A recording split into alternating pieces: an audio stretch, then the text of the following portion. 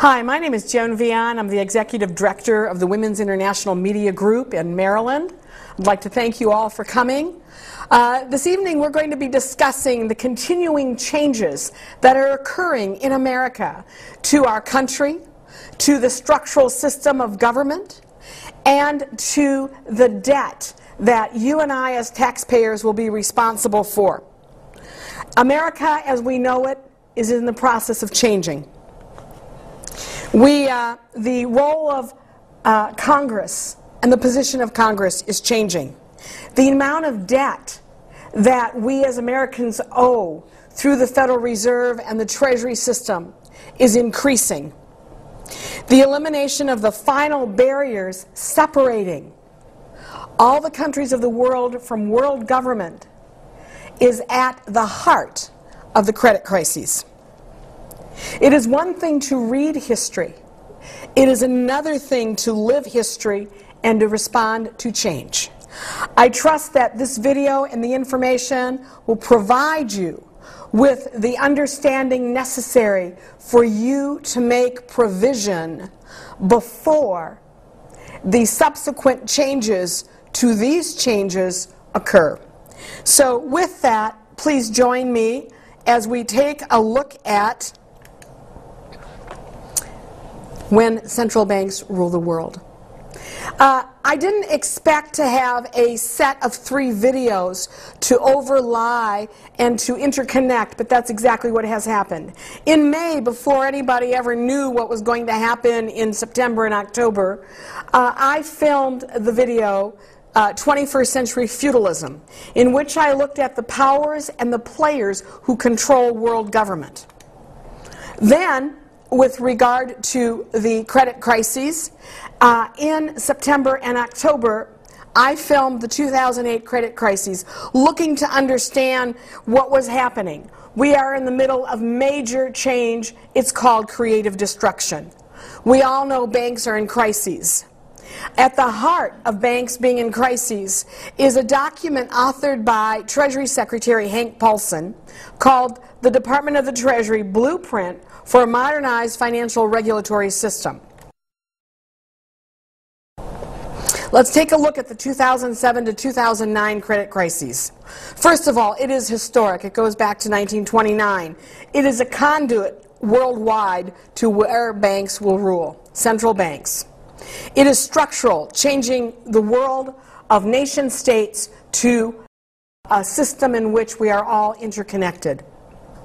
And finally, there's structural change, changing the Constitution and the mandated balance of power that we have known as a country since our forefathers set in place the balance of government. So, when central banks rule the world, from Bretton Woods I to Bretton Woods II, many think the world is ruled through governments. However, it is central banks and the power behind them that rule the world. The global credit crisis is how the remaining wealth and power will be transferred. Many think the world is ruled through governments. Central banks, which are private corporations, began lending to governments in the 1600s. The tearing down of the barriers between countries started in 1944 with the first Bretton Woods meeting. 65 years later, one barrier stands between the countries and an opportunity for the central banks and international bankers to seize control of the world's assets. Actually, we are now talking national regulatory barriers being torn down.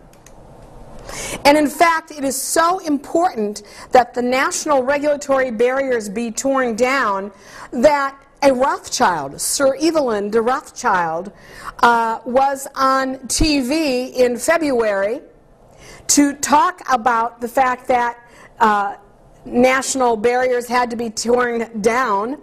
That he said each country must face up not to just regulation, but teaching banksters and investment people that they have to work within prescribed limits.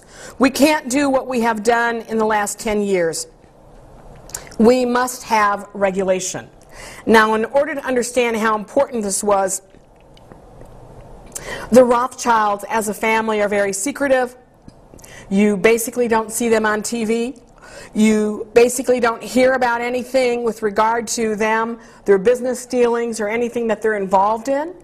And so for Sir Evelyn de Rothschild to go on CNBC like he's just a normal person, which, if you understand the history of the Rothschilds, which is part of my video, 21st Century Feudalism, you will know that this was very unique, that he was even on TV.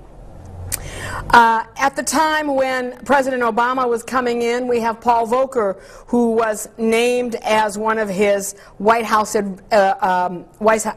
observers. And Obama came in with the same mantra as we saw from Bush, urging a global financial overhaul. Paul Volcker basically said part of his role is to help mastermind, and that is a great term, what could become the biggest overhaul of the U.S. financial system in decades. And let me say, not only the biggest overhaul of the U.S. financial system, but the biggest overhaul of the structure of the American government in our history. There have been many books that have been written. This one I happen to have in my library called Rethinking Bank Regulation. Look at that, till angels govern. I don't think I agree with that, but the truth of the matter is the present situation that is occurring right now really goes back a very long time. This is not a plan that's only 5 years old or 10 years old. This is a very long overdue plan. Does it go back to the beginning of the central banks in 1600? Well, that's a matter of discussion. I don't think we can know that, but the truth of the matter is we are at a culmination point in history in which it goes back several hundred years. Many think the world is ruled by governments. The Federal Reserve lends newly printed money to the commercial banking system of the United States. Thus, the balances on all bank loans, mortgages, and credit cards are ultimately owed to the Federal Reserve. Think about that. Many think the world is ruled by governments. Central banks, which collectively control money worldwide, are using chaos, credit, and debt to finalize their conquest. If and when our government and other governments no longer govern their banking systems, then the central banks will have total control and rule the world. How did we get to a place where governments no longer rule and the people no longer have representative government? Follow me. First, complexity. The credit crises we face in the financial markets has many novel effects, largely arising from the complexity and sophistication of today's financial institutions and instruments and the remarkable degree of global financial integration that allows financial shocks to be transmitted around the world at the speed of light. That was Ben Bernanke, October 15, 2008. Banks are interwoven. The unfolding of the crises has shown how completely banks were interwoven with all elements of the system, the financial system worldwide. Banks were the main transmission mechanism that spread the credit crises across borders.